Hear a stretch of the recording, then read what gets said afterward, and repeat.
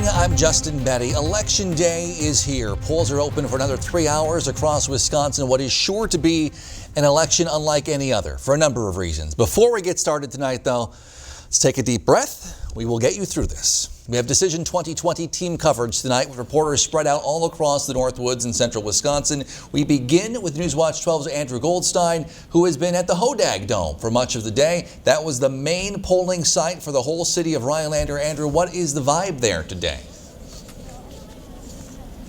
Well, Justin, I could tell you what the vibe is, but let me show you. I actually think this really says it all. Enter to vote. That's what lots of people were doing this morning. We've had a steady stream of folks trickling around that corner, but nothing compared to what it was in the first hour today. Dozens of people were lining up to get into that white structure down there, the new and fully inflated Hodag Dome, and they were doing it not just to vote, but to be a part of Rhinelander history. It shows our freedoms and it shows the actual will of the people. The early morning line spoke for itself as dozens of voters waited to be among the first to do two things: cast an in-person ballot and check out the inside of the new Hodag Dome. Being inside of a controlled environment makes it a lot easier to cast our votes. The 128,000 square foot dome finally went up on October 17th after weeks of construction delays, but work on the inside of the dome went much more smoothly. We got to go in and have a tour of it on Friday.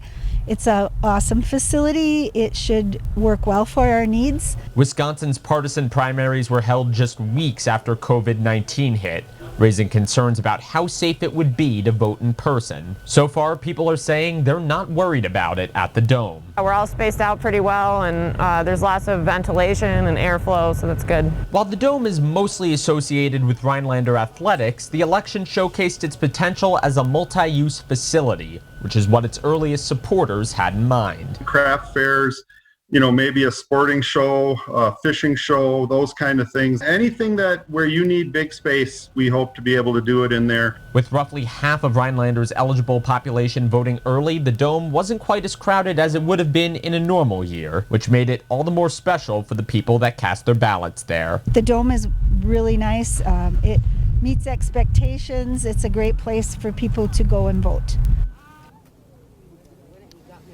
Now, Election Day is just a small part of what people believe this facility will be able to host. We're going to take a look inside in our 6 o'clock hour. I'll show you what it looks like if you haven't seen it already. We'll also see how things are going today from a poll worker's perspective.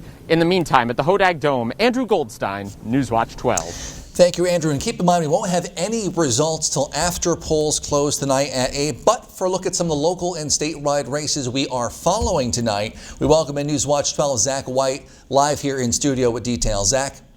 Justin, the Wisconsin State Assembly is one of 86 legislative chambers holding elections this year, and all 99 assembly seats are up for election as well. But tonight, we'll be looking at some of those local races as well as the presidential election. But first, let's take a look at some of those key assembly races from around our viewing area. The first set of assembly races will look at the 69th Assembly District race. Brian Giles and Donna Roser are squaring off for the seat after Representative Bob Culp announced in January that he would not seek re-election to the 69th Assembly, a position that he has held since 2013.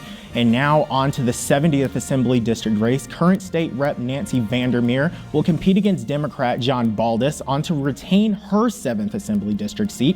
And Vandermeer has served as the district's rep in the State Assembly since 2014. And Baldus works as a production manager at McCain Foods.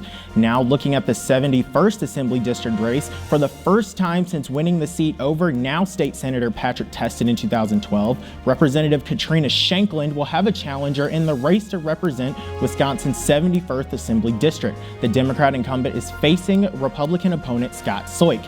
Now a little ways south, there's a run for the 72nd Assembly seat between Representative Scott Krug and Christy Greening.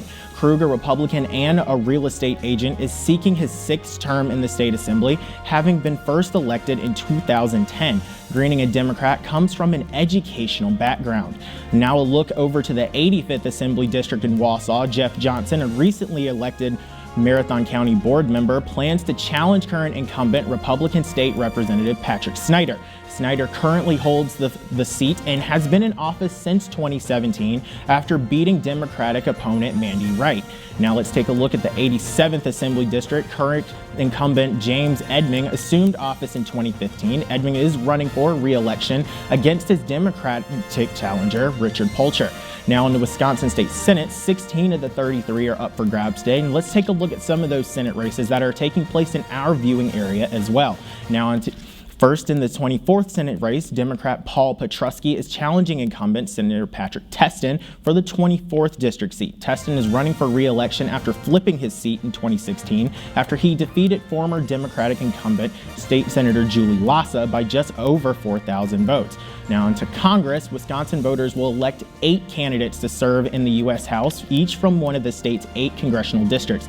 But here in our viewing area, we'll be taking a look at 2 races. Now for the 7th Congressional District, Tom Tiffany beat Tricia Zunker in the special election for Wisconsin's 7th Congressional District back on May 12th of this year. Tiffany received 57% of the vote to Zunker's 43%, and the special election was called to fill the vacancy left by former Representative Sean Duffy, who left office in 2019 in anticipation of a birth of a child with health complications. Now over in Wisconsin's 3rd Congressional District, 12th term incumbent Democrat Ron Kind faces a Republican challenger in the race to represent Wisconsin's 3rd Congressional District.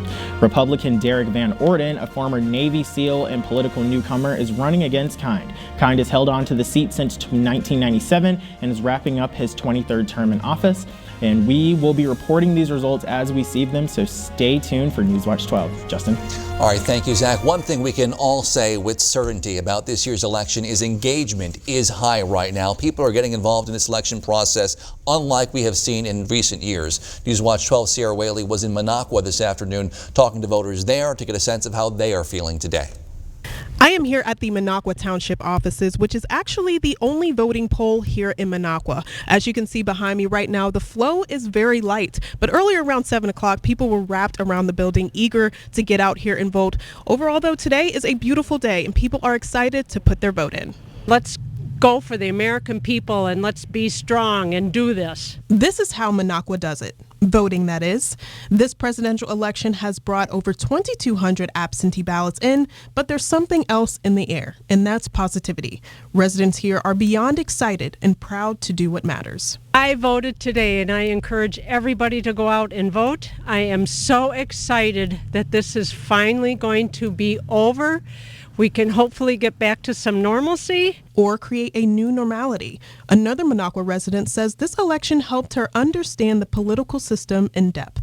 I think that's partly why I think voting is so important, because then it also helps people to read into the candidates and their stances, and so we know who we're putting or trying to put into offices and get things done that we believe in. Minocqua Town Clerk Robin Haggart says she knew this would be a record-breaking voting turnout since 7:30 this morning. Right at 7, the line wrapped around the block, so that was something we've never experienced before. Got everybody through relatively quickly. By 7:30, we had already had 100 people through, and it just flowed smoothly until then. And with the current status of the election, you would think that people would come out here confused, a little tense, but people here in Minocqua are actually really excited to get out here and vote. The town officials say they've actually seen over 400 people already come through, and this is the most people they've seen vote here in Minocqua. So people are actually staying positive. They're ready to see what their vote will do for this election. In Minocqua, Sierra Whaley, Newswatch 12. Thank you, Sarah. A local cab company in Rhinelander is offering free rides to the polls today, so there is no excuse for people to not get out and vote. It's the first time Rapid Cab Company has offered this free transportation on Election Day. But organizers say they feel it is important for the elderly and those who are unable to drive to have the opportunity to submit their ballot. We thought it would be a good service to provide to the people. There's a lot of people that don't have means of getting there. Voters we talked to say even if they didn't have a ride, they would still have found a way to make their political voice heard. But they are grateful the company is making that a little easier for them. I think I'd even walk there if it took me 2 hours with my walker. With his walker. Once again, polls close across Wisconsin at 8 tonight. As long as you are in line at that time, even if it's backed up, you must be allowed to vote. Across the country, more than 100 million people had already voted as of this morning. That's a lot of ballots. We'll take a look at the lines today here in the North Woods and the process of counting all of them. But first, Jeff's in. We'll look at your full forecast next on Newswatch 12 at 5.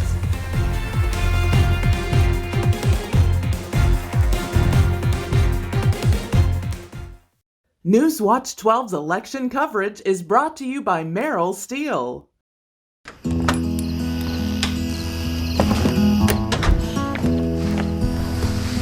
There are never enough hours in the day.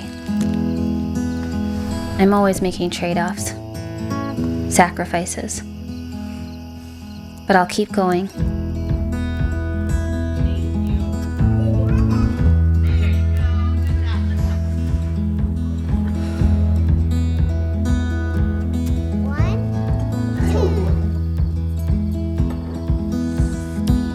Even when it feels like there's no way I can do it all, I won't give up. I'm doing this for me and for them. We're doing this together. North Central Technical College's virtual college, flexible learning, because our time is precious. Advice from trial attorneys, lawyers for the injured. Investigate, examine, scrutinize, question, work long, hard hours. That's the Mater legal team. Combine that with the best trial skills. You've got a winning combination. Call the Mater legal team right now. By now, I'm sure you're aware of the rapidly increasing healthcare costs. At Merrill Steel, we're doing something about it. And that's why we build on-site clinics at both of our locations. And when care is needed right away, same-day appointments are available. Astia Health can treat a wide variety of ailments, from common everyday illnesses to serious injuries.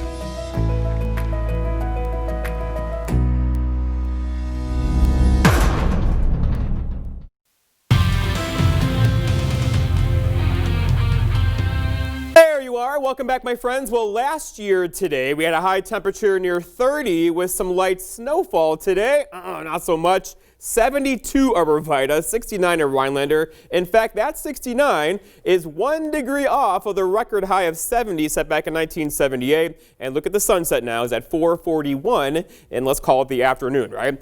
Outside right now, though, we're still at 59 in Rhinelander, 59 also for Antigo, 63 this hour in Point, and that's still a 70 for Rome right now at this hour, as there is just a lot of warm air to go around, and in fact, the entire Midwest has 80s out there today. Probably no 80s for us, but 70s are now in the forecast for tomorrow and for Thursday and for Friday. In fact, here's that trend, 66 tomorrow, 65 for Thursday. A couple of you will either touch 70 on a few of these days, and then when are we going to pay for it? Well, we're going to pay for it on Monday and a Tuesday. Next week looks much colder with several systems in the area that could bring us some rain and snow. Looking outside right now, though, no rain and snow for you. Lots of clear skies across the state and really the entire Great Lakes area right now, Minnesota as well.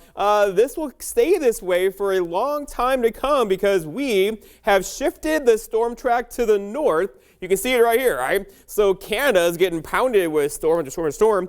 For us, though, lots of clear skies, and this is a huge ridge. Ridge is sinking air. It means good weather for us.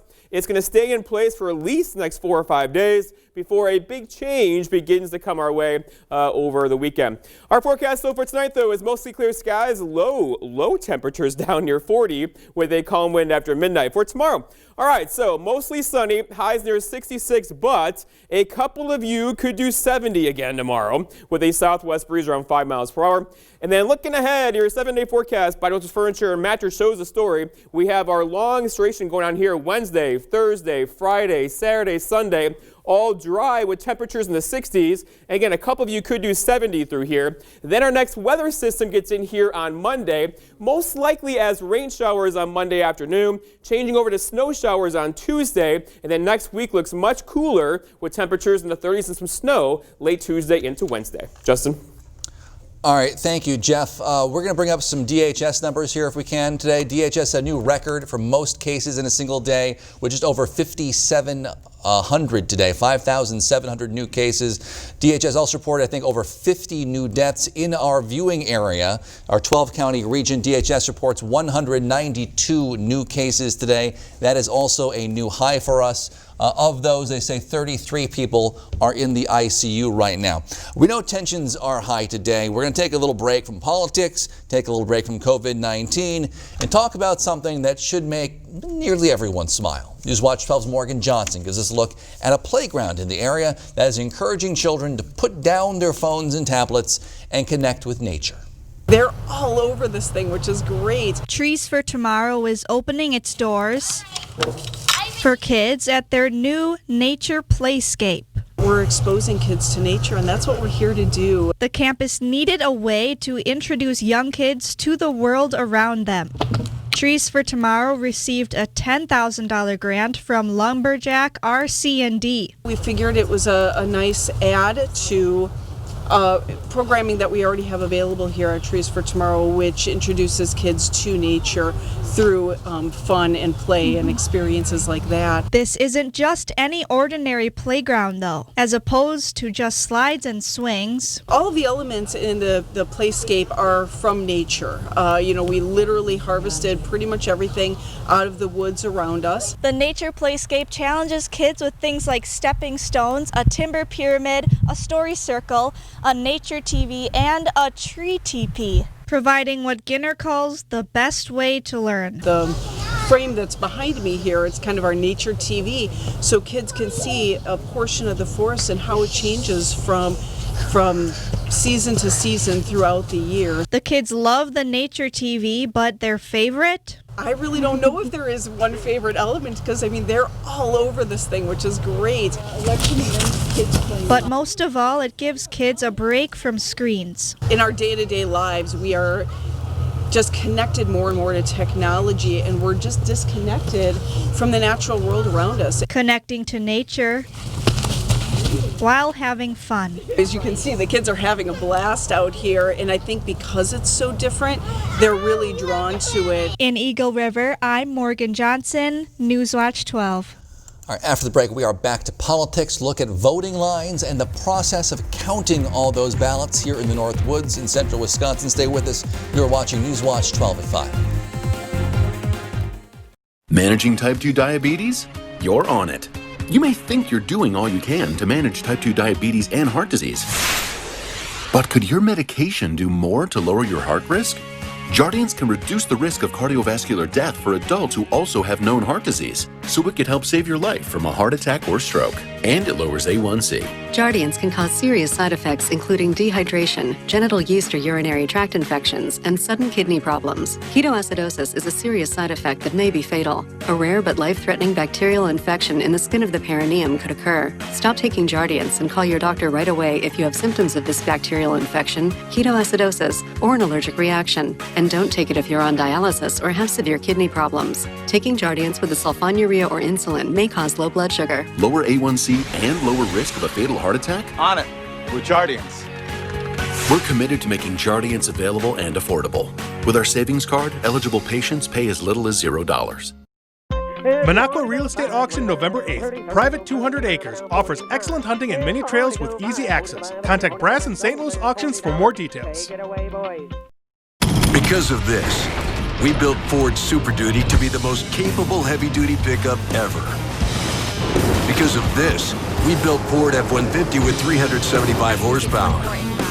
Because of this, we built Ford Ranger with the terrain management system. And because Ford trucks are built for this, you made Ford America's best-selling brand. Now lease a built Ford Tough F-150 STX for just $299 a month. I'm surrounded by smart, strong women at home and at work, and I'm better for it. A secure, confident man can support and learn from the hardworking women around him. Step aside. Watch them soar. The more you see her, the more you know. You're watching NBC 12 from where you live. People People are not just voting in record numbers this year, they're also voting in new ways. The town of Bradley, just north of Tomahawk, they had drive-through voting today, meant to help limit the risk of COVID-19. When our reporter was there today, people said it was taking about an hour to get through line, but everyone remained calm. No major issues were reported. Some did say they didn't really expect this level of turnout given the amount of early votes that also came in. We had 58% vote before on absentee and early vote in person, so we didn't think we'd have the numbers that we had here. We got roughly 1,600 people that are eligible to vote. We were thinking 1,400. Huge turnout. Kevin has been working with the town of Bradley since 2002, says he's never seen the amount of votes they received today. He hopes this pattern continues. It's great to see the people coming out, to vote. This is a very important election, like every election should be. I'd like to see more voters out, in all of them. And remember, polls close at 8 tonight. Once polls do close officially, officials will be very busy counting all those ballots cast in all those different ways this year. Newswatch 12's Rachel Eiler gives a look at that process from Wausau. That I noticed to myself, the paper's beautiful. I don't have any paper cuts. Nearly 12,000 absentee ballots just for one city. Since polls opened at 7 a.m., these workers have been slicing and counting every single one. It excites me that people have cast their ballots. They made sure that their vote was going to count. Obviously, it's a little bit of extra work for us, but that's okay. That's what we're here for.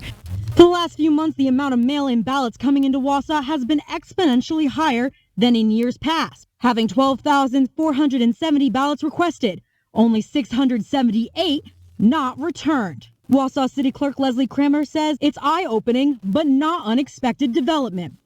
I thought that we would have a high return, yes. Quite this high, no. I'm definitely pleased. Workers are moving fast to get everyone tallied, having scanned over 6,000 ballots within the first 7 hours. I tell you, it was a little overwhelming when I first saw all the boxes stacked on top of each other. I thought we'd be here until the wee hours of the morning, but it's a really efficient process. But there's still work to be done. For Diane Schwartz, this is her first time volunteering, finding it more necessary than ever. And while it's been smooth sailing for the most part, some voters still concerned about their vote counting. We did have quite a few people that called maybe about 3 weeks before the election and said, I've decided I don't want to do the absentee ballot, so please cancel my ballot. So yes, we did have a lot of that this election. For those ballots not returned, well, it's too late to mail it back. Officials hope they're heading to the drop box, still accepting ballots until 8 tonight. Or the polls, as Kremer hopes to see this election as one of the highest voter turnouts ever.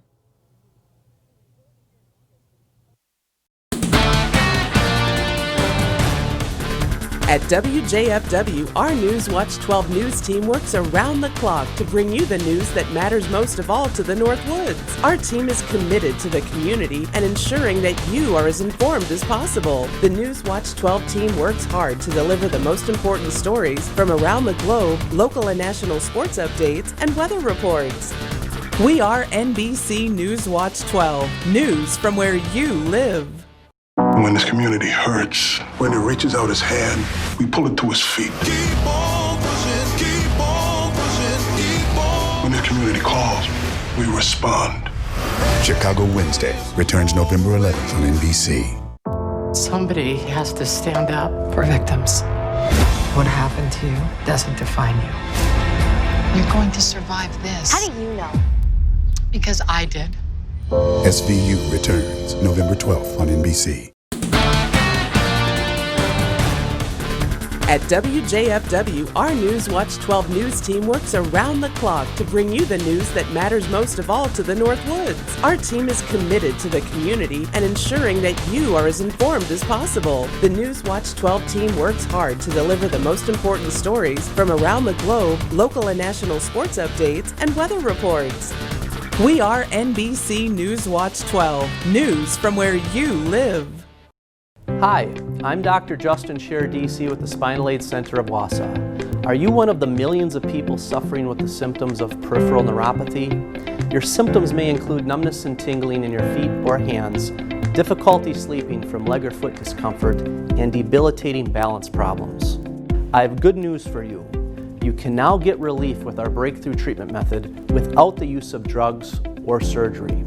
Our treatments help to heal damaged nerves that cause peripheral neuropathy. If left untreated, you may eventually end up with a walker or wheelchair, so don't delay. Call our office now to schedule an appointment to see if our treatment methods are right for you. We will do a painless neuropathy severity exam to determine the amount of nerve loss. If you qualify for our treatment, it can truly change your life. Start living your life pain-free. Call today.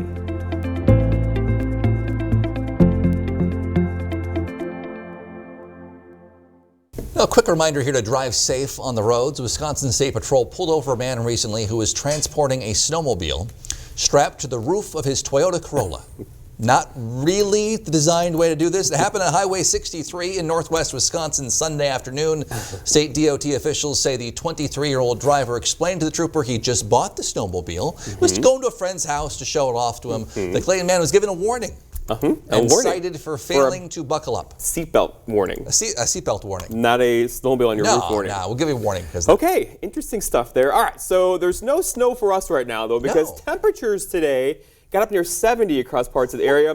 And it's not going to stop there. We have 70s in the forecast tomorrow and Thursday and Friday and Saturday before we're going to pay for it next week. So here it comes. Let's go outside now and check on temperatures. These are the highs today. So the official high was 69 so far in Rhinelander. The record is 70. We'll get that updated here quickly and see what's going on. But you get the idea that we had lots of warm air across the area today, and it'll be just like that tomorrow. Outside currently, we are still in the 60s across much of the area now. This is not normal, my friends. But here we are, election day, perfect day for voting. Lots of lines outside. It was great staying outside today, got some sun. That's now gone, but you see lots of clear skies across the state. Currently, the storm track has shifted well into Canada and will stay there until Sunday. So here's the 7 days. So all good tomorrow and Thursday and Friday and Saturday and Sunday. But then look what happens. Monday and Tuesday, the bottom falls out.